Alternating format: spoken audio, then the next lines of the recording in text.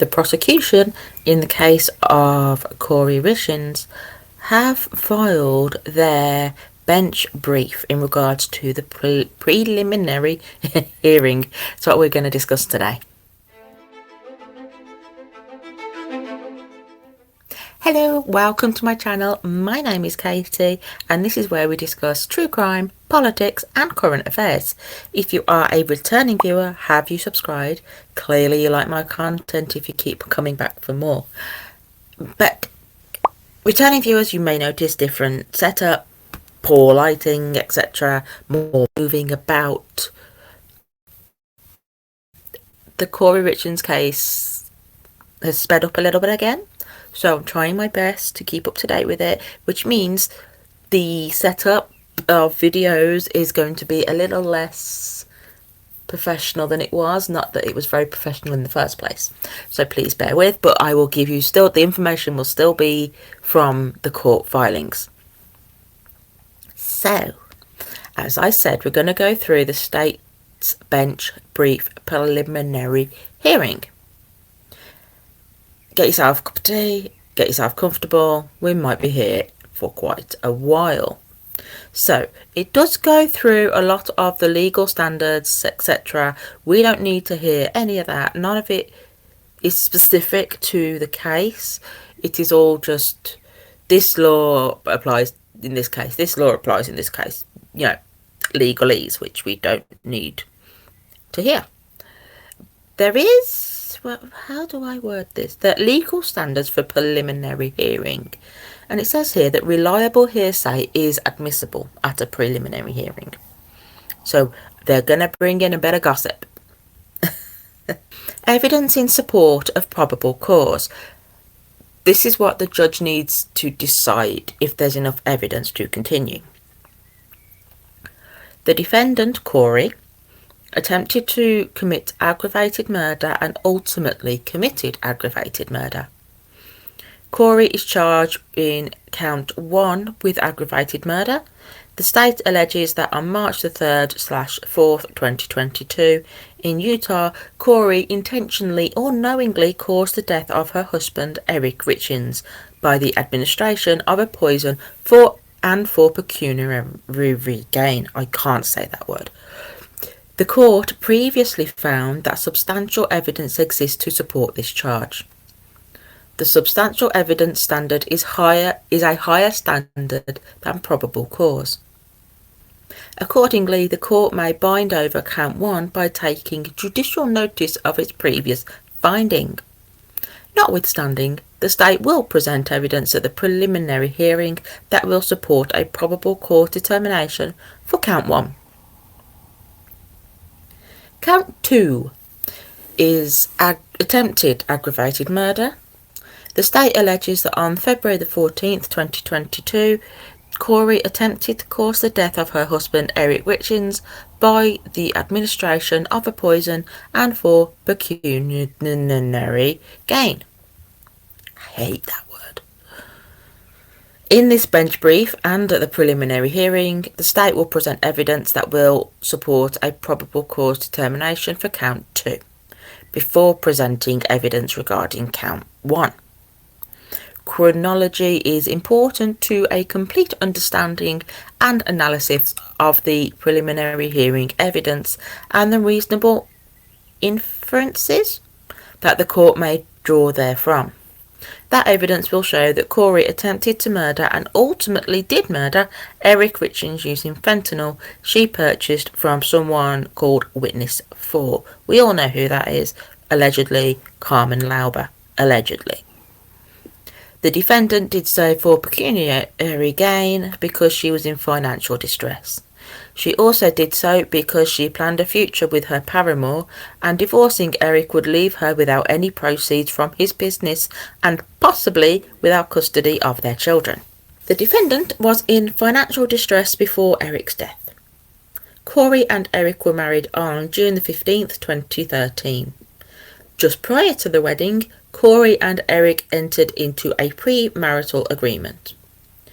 One of the provisions of the premarital agreement was that Eric's premarital business, C&E Stonemasonry, would remain the sole property of Eric, regardless of any commingling of marital funds, except that, this is important, if the husband should die prior to the wife while the two are lawfully married, the husband's partnership interest in said business shall transfer to the wife. So if Eric died during their marriage, Kouri would inherit, is that the right word, his interest in his business. A forensic accountant will testify that Kouri bought and sold property for a few years following the marriage. However, Kouri began an entirely new enterprise in April 2019 when she formed and registered her own realty company. She bought and sold property, in short. In March 2019, just before forming her realty company, Kouri used a durable power of attorney to obtain a $250,000 home equity line of credit on Eric's premarital home. The forensic accountant will testify that Kouri periodically used this line of credit to fund various expenses. The first draw occurred in March 2019 in the amount of $60,000. Then, beginning in August 2019, continuing through to June 2020, 50 draws in various amounts between $280 and $21,000 were posted to the account.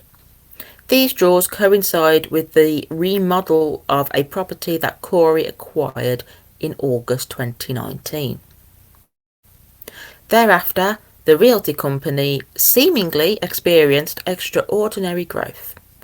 In 2020, the realty property holdings grew to 5 properties valued at just over $2 million. Kouri, through her realty company, borrowed money from hard money lenders to fix and flip these properties and to support her lifestyle and expenses. The forensic accountant will testify that these loans contained costly interest rates and onerous repayment terms. By 2021, Kouri's realty company outstripped its financial resources. By mid-2021, the realty company responded to the need for more cash by borrowing high-interest, fast money loans in which a certain amount of accounts receivable would be sold in exchange for an immediate lesser sum. The loan would require either daily or weekly payment until the obligation was fulfilled. For example, in September 2021, Kouri, on behalf of her business, entered into a revenue purchase agreement with Greengrass Holdings. Under that agreement, the realty company sold $87,000 of future earnings for $60,000 cash immediately, and was obliged to pay almost $5,500 a week. Wow.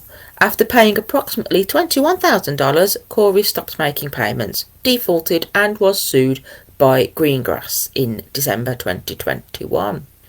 The forensic accountant will testify that by late 2021, the realty company's debt obligations ballooned and its required debt payments increased to an unsustainable level.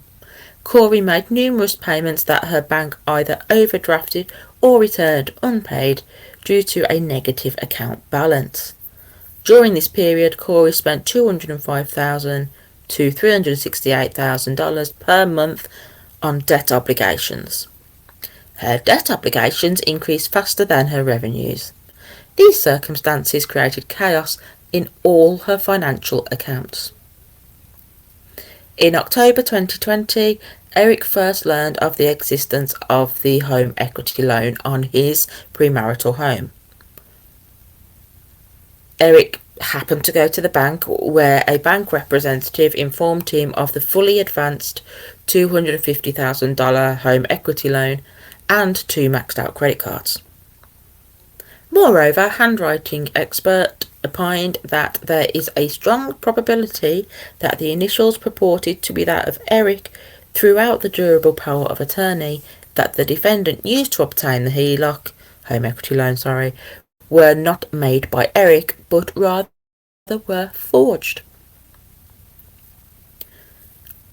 Later on, in October 2020, the defendant, Kouri, text messaged her best friend, "I don't know what to do. If he thinks I owe him money, then that's fine.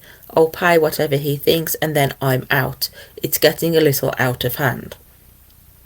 The best friend asked, "How much did you take out?" And Kouri said, "A lot." The best friend further asked, "How long do you think it would take you to pay Eric back?" And Kouri replied with $250,000. "It will take me a couple of months until my investments pay out. So I just got to be top-notch careful. He's totally going to, I feel like, and then shit will hit the fan. And there's nothing more important to me than the boys, and making sure custody is always going to be at least 50-50.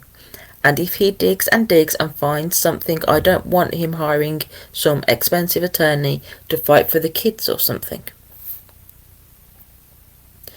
Based on this text message exchange, the court may reasonably infer that Eric confronted Kouri about the HELOC, and the forensic accountant will testify that at this time Kouri had no investments in which to repay Eric and would be unable to repay the $250,000 in a couple of months. On the day of Eric's death, the HELOC was over advanced at approximately $254,000.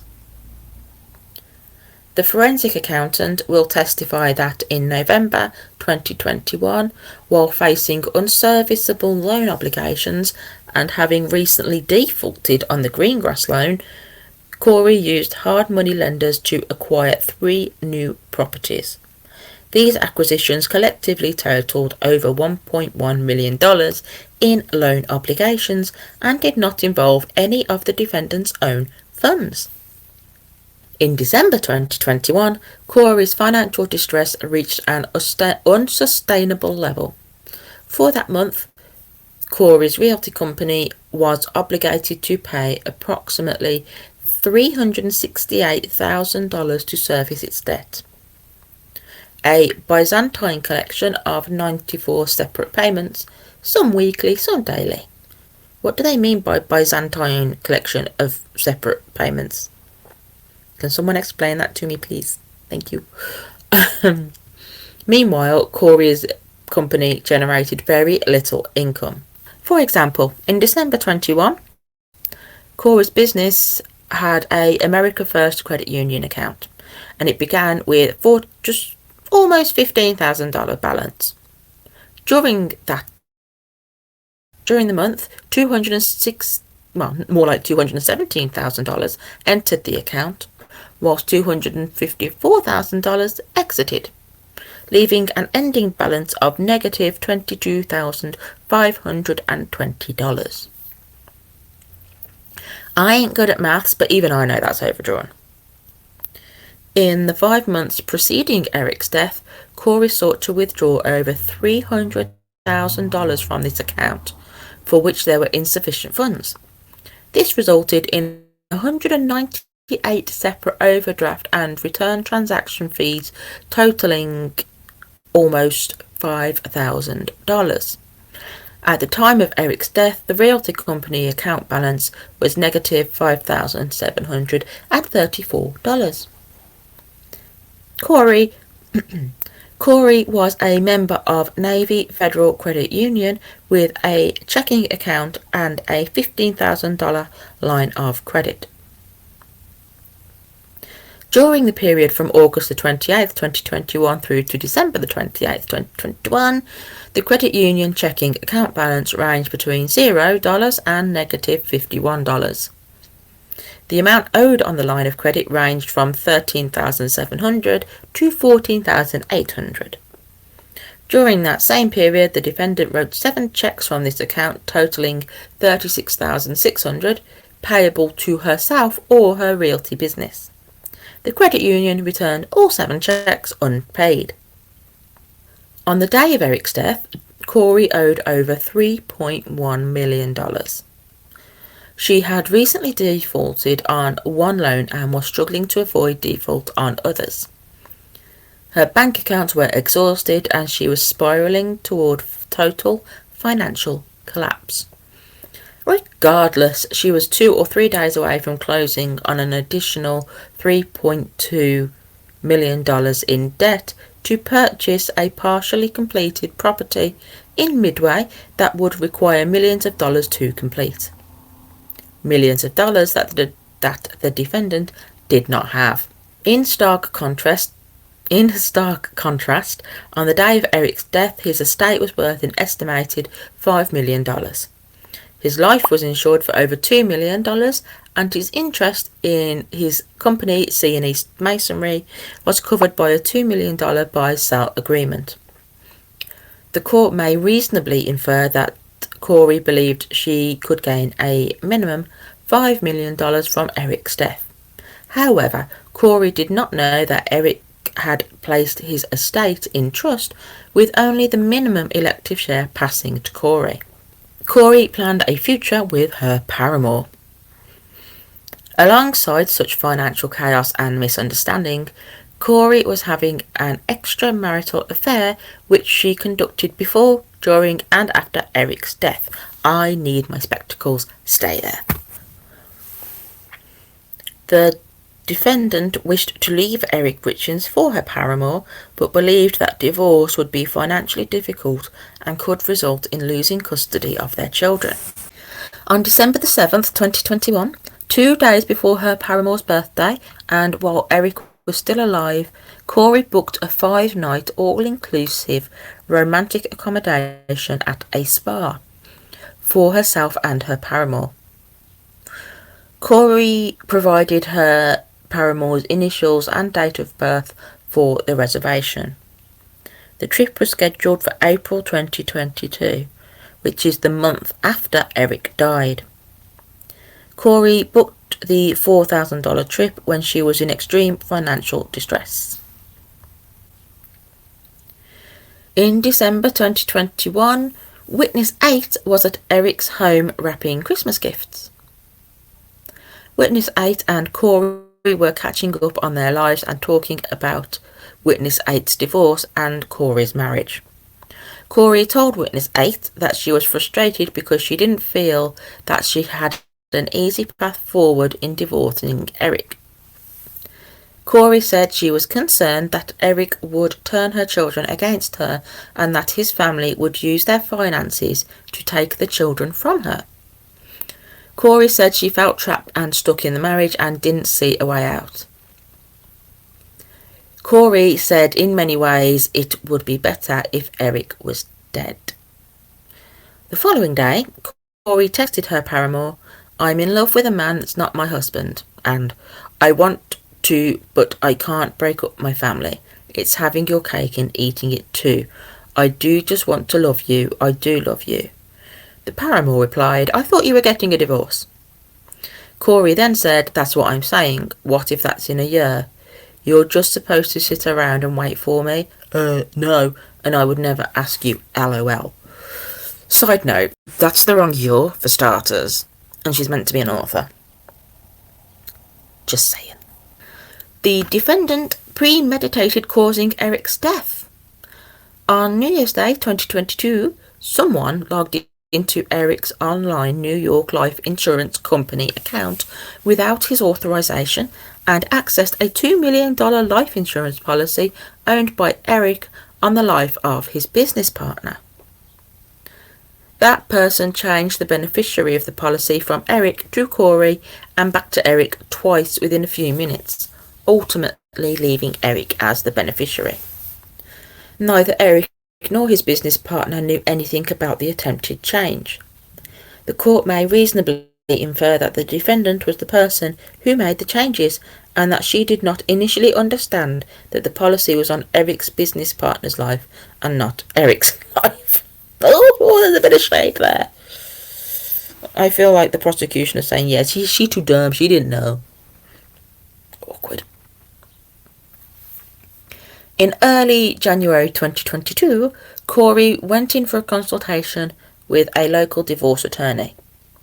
In Kouri's words, she wanted to see about what the F and just wanted to be done. The attorney confirmed the fact of this consultation when she decided to litigate in this record the state subpoenas to the Gordon Law Group seeking records related to Kouri's consultation about a possible divorce from Eric. Corroborating this is the fact that on January the 12th, 2022, Kouri deposited a $4,700 check into her bank account from the Gordon Law Group. From? The check bears the date January the 12th, 2022 and notes that it was a retainer refund. I need to learn to just read ahead before I go, huh? In a phone call with her brother, Kouri explained that she ended the divorce attorney consultation because she didn't want half of everything and wanted to walk away clean and free. The court, however, may reasonably infer that the opposite is true. The defendant didn't want half of everything, rather she wanted all of everything. Accordingly, she determined to cause Eric's death.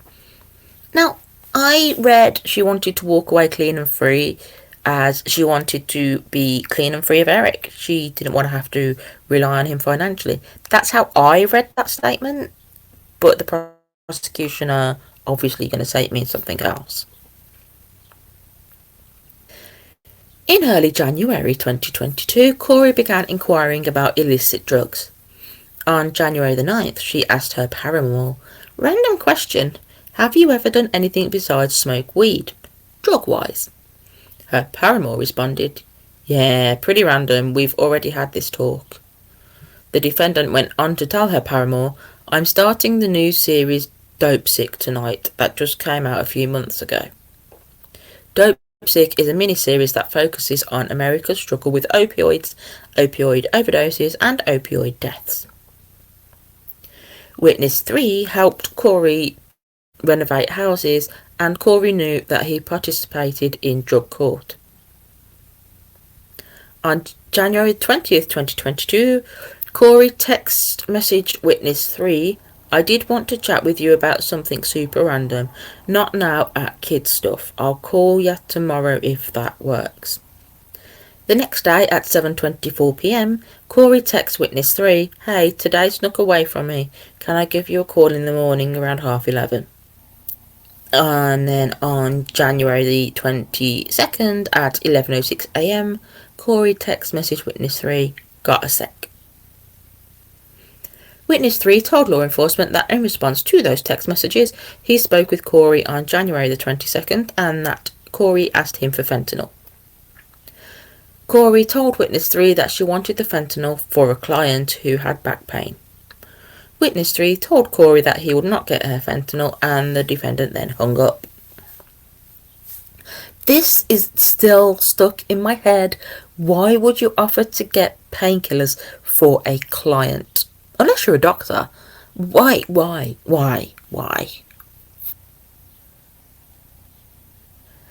On January the 22nd, again, at 5:35 p.m, after the phone call in which Witness 3 declined to get fentanyl, Kouri texts Witness 3 back, "Have another one for you. Call me if you got a sec."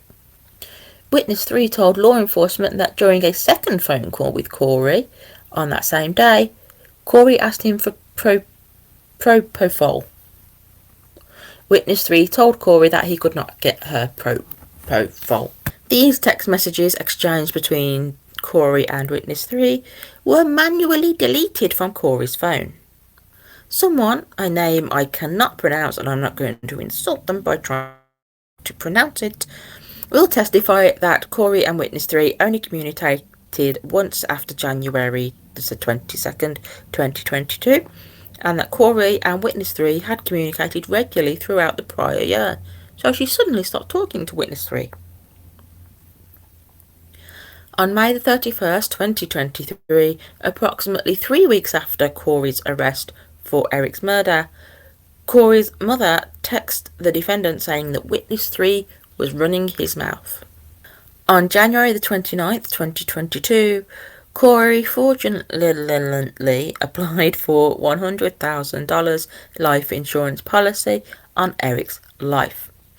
The policy became effective February the 4th, 2022, 10 days before Kouri attempted to cause Eric's death, and 30 days before she ultimately did cause his death. Remember, she's charged with attempted murder and murder. The defendant purchased fentanyl shortly before Valentine's Day 2022. The defendant occasionally employed witness 4 to clean houses. Witness 4 told law enforcement that sometime in early 2022, before Eric's death, Kouri either called or texted her to ask that she procure fentanyl for Kouri. Someone will testify that Kouri's call detail records show 840 text messages and 12 phone calls between Kouri and witness 4 between January the 1st, 2022 and March the 15th, 2022. Yes, I've moved again. Sorry. These text messages were manually deleted from Kouri's phone. Witness 4 told law enforcement that pursuant to Kouri's request for fentanyl, she contacted witness 5 for an introduction to someone who would sell her fentanyl. Witness 5 confirmed that witness 4 asked her for an introduction to someone who would sell them fentanyl. Witness 5 elaborated that witness 4 messaged her through Facebook asking to speak with her, and that she texted or called witness 4 shortly thereafter. A Facebook message from witness 4 to witness 5 said, "Text me, I've got a question and won't do it on this." In response to witness 4's inquiry, witness 5 provided witness 4 with the phone number for witness 6. Keep it up. Who was a fentanyl dealer. Witness 4's phone contains a contact for witness 6 that is labelled in a fashion that connects witness 5 with witness 6. Witness 4 told law enforcement that she contacted witness 6 shortly after receiving his contact information from witness 5 and asked to purchase fentanyl. Witness 4's phone records established that she texted witness 6 on the 10th of February 2022. Witness 4 told law enforcement that she met witness 6 at a gas station on February the 11th, 2022 and purchased from him 15 to 30 round light green-blue pills, which she understood to be fentanyl. Witness 4's call detail records show that she called witness 6 several times on February the 11th. Witness 4 stated that these calls were to coordinate the specific timing of the fentanyl purchase. Witness 4's call detail records also show that she text messaged witness 6 several times beginning at 7:18 p.m. whilst she was located near the gas station. Witness 4's call detail records show 36 text messages between Kouri and witness 4 on February the 11th, 2022. Remember, this is a few days before she attempts to kill Eric, allegedly. The text messages continued between 4, 5 and 6. Short version. Witness 4 told law enforcement that she delivered the pills that she purchased from witness 6 to Kouri in a hand-to-hand transaction in the driveway of witness 4's home on either February the 11th or February the 12th. And then witness 4's call detail records show that in addition to the text messages Kouri and witness 4 exchanged on 11th of February, Kouri and witness 4 exchanged messages on February the 12th as well. And this person's name, who I cannot pronounce, I assume is a expert witness, will testify that the defendant and witness 4 exchanged 30 text messages on Valentine's Day 2022. The defendant poisoned Eric Richins with fentanyl on Valentine's Day 2022. On the morning of February the 14th, 2022, Kouri purchased takeout food intended for Eric, poisoned the food with illicit fentanyl that she procured 2 or 3 days earlier, and left the food and a Valentine note on the seat of Eric's truck for him to eat for lunch. The defendant then departed to spend Valentine's Day with her paramour and did not return until approximately 4:30 p.m.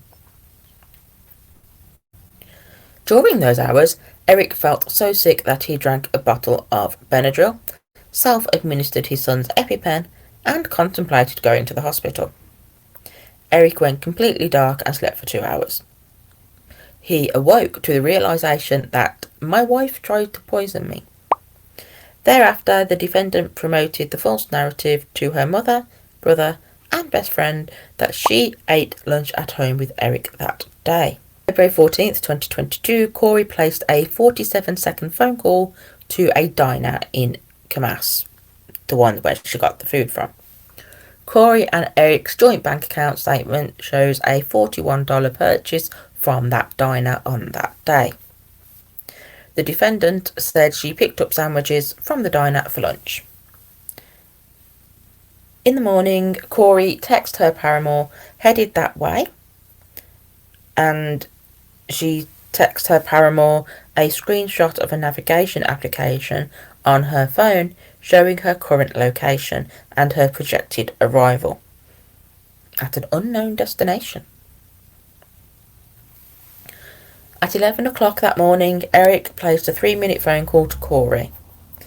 Eric texted a photograph to Kouri, and this expert witness, who I cannot pronounce, will testify that the photograph has been manually deleted from both Kouri's and Eric's phones. At 11:30 on that morning, Eric texts Kouri, "I'm going to go lie down for a bit. If I don't start getting better, I'm going to head to the hospital." 1 minute later, Kouri responded, "Geez, it's that bad. Need me to come home?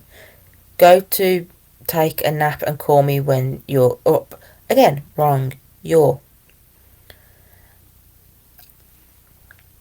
Expert witness will testify that 6 minutes later, activity recorded on Eric's phone and associated devices stopped and did not resume until nearly 2 hours later.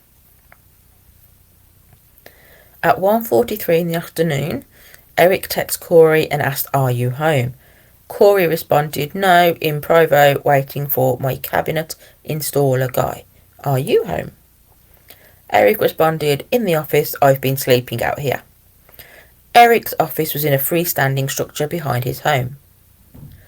At 1:49 in the afternoon, Kouri told Eric that she was heading back in 20 minutes. At 1:59 p.m, Eric called witness 1, who is a close friend, and said, "You almost lost me."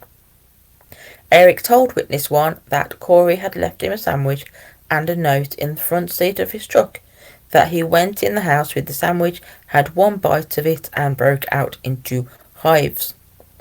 Eric said that he took his son's EpiPen and a bottle of Benadryl from the house, went to his office, injected himself with the EpiPen, drank the bottle of Benadryl and went to sleep. Eric told witness 1 that he had almost died. Witness 1 could hear the fear in Eric's voice and could tell that Eric was scared. At 2 o'clock in the afternoon, Eric called witness 2, another close friend, and reported, "I think I almost died. I think my wife tried to poison me." Eric told witness 2 that Kouri had left him his favourite sandwich from the diner, along with a note. He said he ate some of the sandwich, got sick and blacked out. Eric told witness 2 that he felt like he was going to die. Witness 2 was struck by the tone of Eric's voice and said that Eric seemed different, down and sombre, and that he was very unlike himself. The symptoms Eric reported to witness 1 and 2 are common reactions to fentanyl ingestion. At 3:48 p.m, nearly 2 hours after the defendant said she was heading home in 20 minutes, Eric texted Kouri with a question mark. 17 minutes later, at 4:05, Eric texts Kouri with 2 question marks.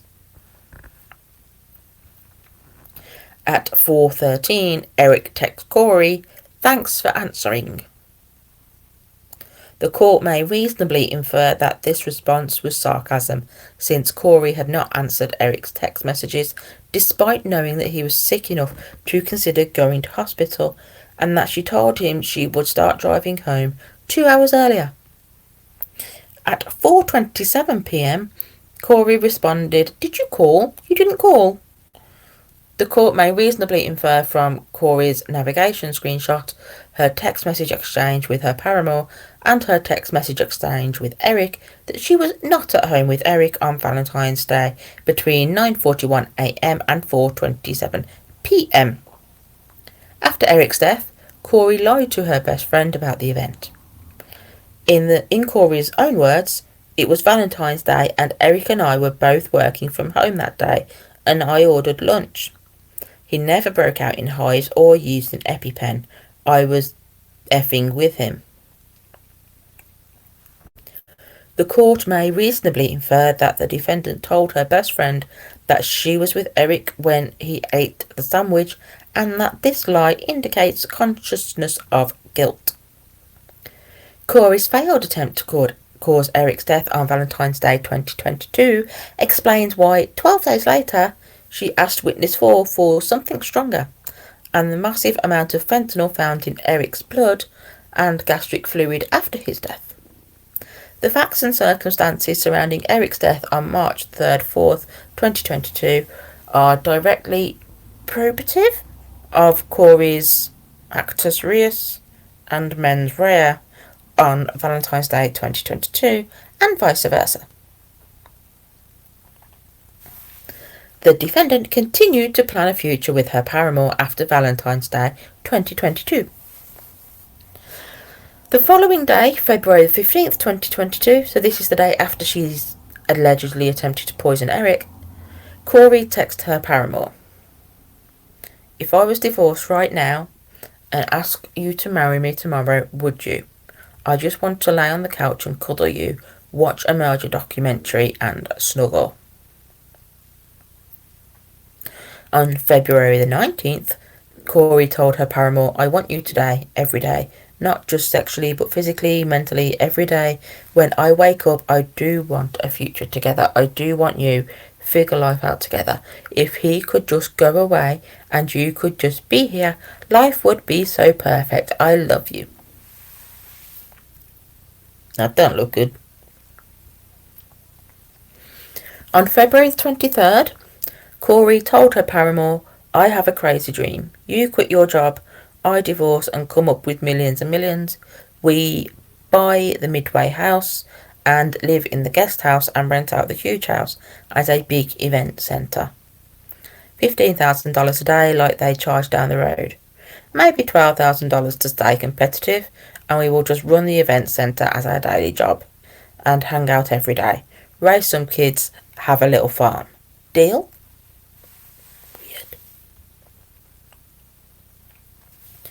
On March the 2nd, 2022, so this is a few days before Eric died, Kouri told her paramour, "To me, you're worth millions a year. I'm honoured to be your friend, best friend actually, lover, go-to. Life is going to be different, I promise. You're one hell of a patient person. I hate your hard days. I wish I could be there to turn them around for you. Can I try Friday?" Keep that in mind. Can I try Friday? Give me a few days. Hang in there until then, please. By Friday, Eric was dead. Kouri purchased fentanyl shortly before Eric's death. Witness 4 told law enforcement that in late February 2022, so this is after she's tried to kill him and before she actually does, allegedly. The defendant told witness 4 that the fentanyl pills that she previously provided were not strong enough and asked that she procure some stronger fentanyl. On the 26th of February, witness 4 sent witness 5 a Facebook message asking that she again provide her with witness 6's phone number. Later that day, Witness 4 contacted Witness 6 and arranged to purchase more fentanyl from him at the same gas station. And it says who texted who, blah blah blah. The defendant, Kouri, and Witness 4 exchanged 50 text messages on the 26th of February. These text messages are not found in Kouri's or Witness 4's phone extractions, indicating that the messages have been deleted, and the expert witness will testify that Witness 4's phone only appears at the gas station on February the 11th, February 26th, and March the 9th. A date the state will not address in the preliminary hearing, but a date on which the defendant also requested fentanyl. So she requested it after Eric's death as well? Maybe she wanted to plant it somewhere. Allegedly, in my own opinion, the defendant poisoned Eric with fentanyl, causing his death. According to Kouri, Friday, March the 5th, 2022, was a closing on the property in Midway, and they'd been working on it for 7 months. On the 2nd of March 2022 at 9:12am, Kouri texted her paramour, "I just can't even believe this. I want to celebrate with you. Well, Friday, when it's officially closed, recorded, and we're done. Love you, love you, love you. Thank you for always being my support, shoulder and rock. I need you all the time. Some things I just could never do without your encouragement. You have no idea how much I appreciate you." Remember, by Friday, Eric was dead. 2 minutes later, Eric asked Kouri, "You want to grab lunch today with a celebratory shot?" Celebratory shot. Kouri replied, "I can't celebratory shot tonight. I gotta do all this final paperwork this morning because everyone is funding tomorrow." On March the 3rd, 2022, the last day Eric was alive, Kouri said that both she and Eric were home by about 6 or 6:30pm. Kouri said that her mother came over to Eric's home at about 7:15pm. At 7:22, Kouri's paramour texted Kouri a photograph of 2 people kissing that was captioned, "Love you."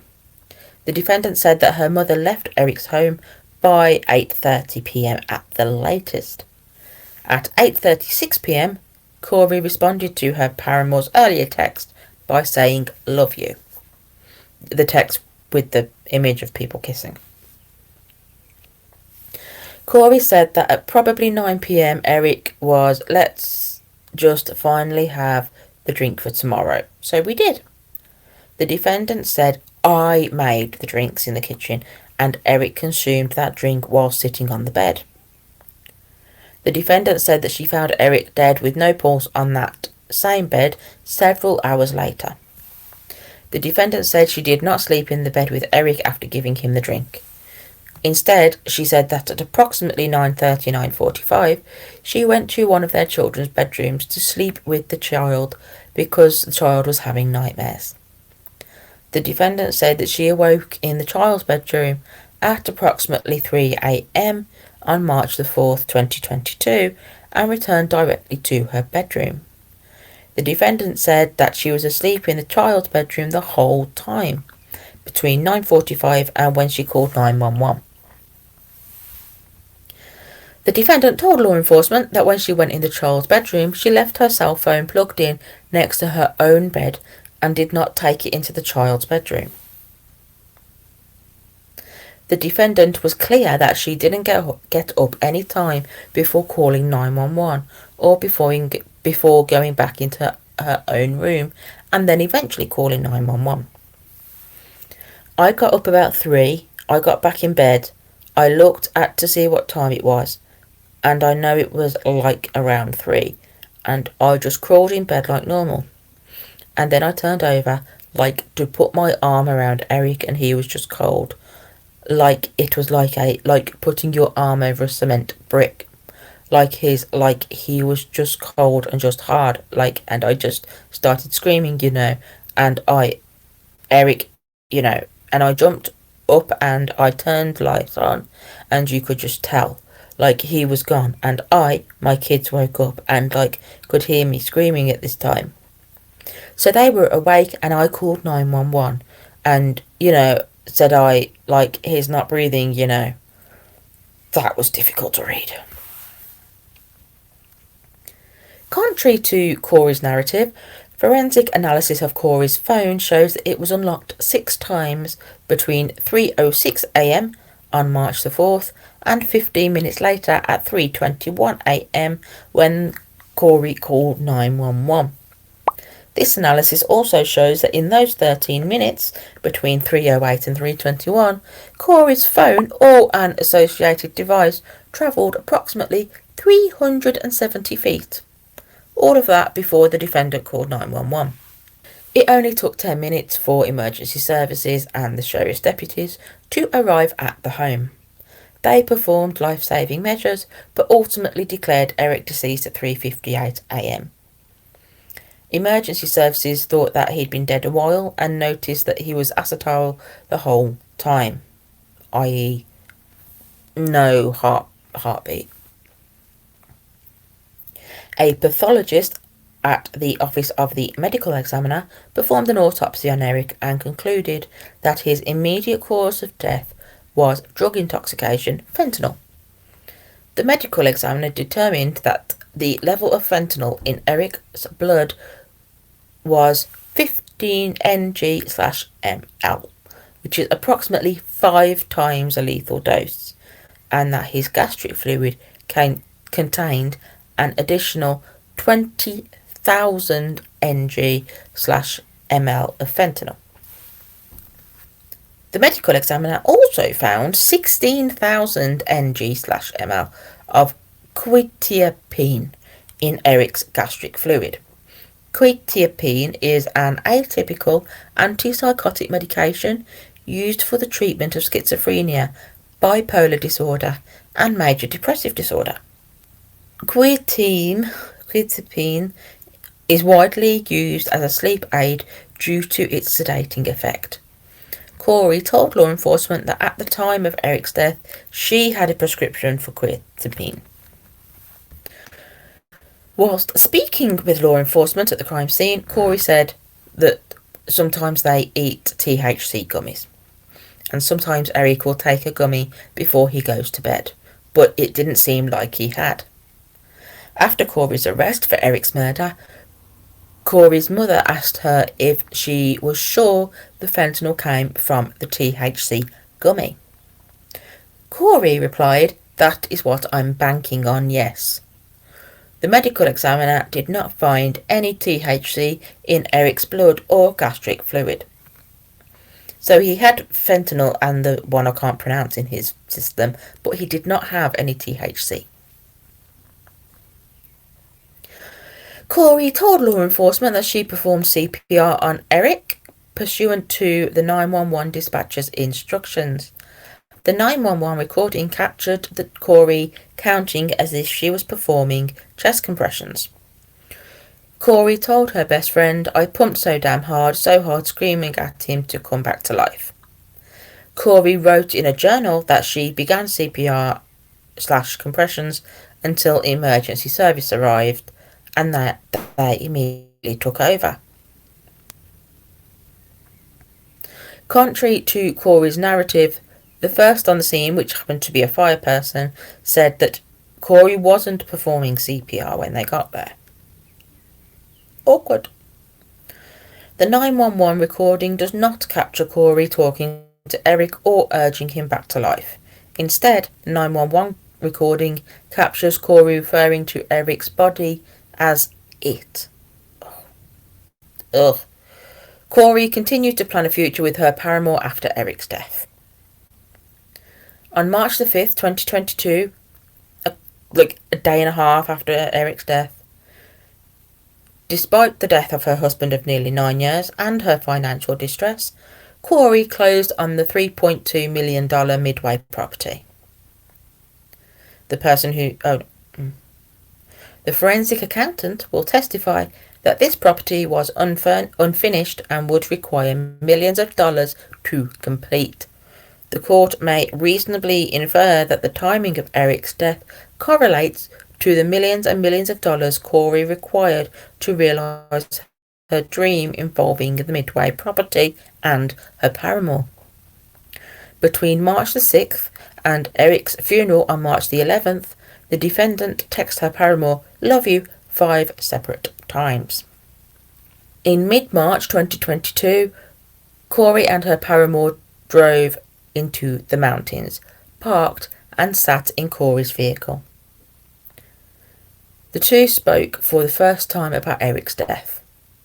Toward the end of the discussion, Kouri asked her paramour whether he had killed anyone while serving in Iraq. Her paramour answered. Kouri then asked him how that made him feel. He answered again. That was the first and only time Kouri and her paramour discussed the subject.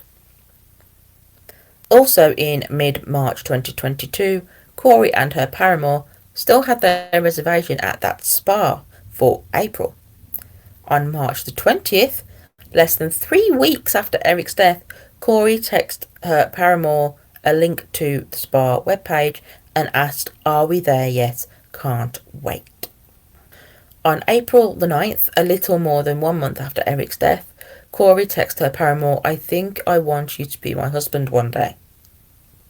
Kouri's inculpatory internet activity. So I assume the phone expert person will testify that Kouri used several cell phones, including burners.